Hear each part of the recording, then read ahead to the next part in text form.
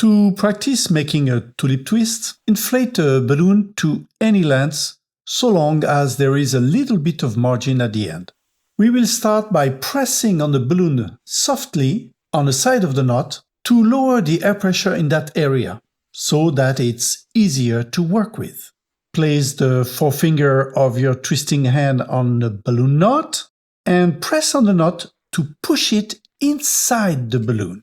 You will have to push your finger inside fairly deeply so that the knot, which is inside the balloon, arrives at the level of the thumb and the forefinger of your holding hand, which is outside the balloon. There, look, I'll push the knot against the skin of the balloon so that you can see it. Now, the idea is to catch the knot through the balloon skin with the thumb and the forefinger of your holding hand and hold the knot firmly in place.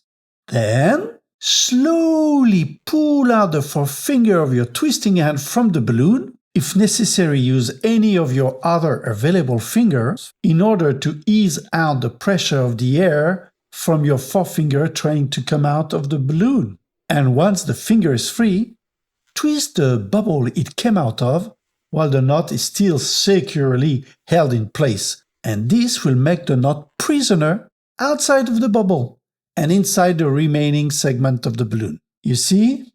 Now, if you wedge another balloon part, like some flower petals, for example, where I put my fingers, the knot will be secure and the tulip twist will not unravel by itself.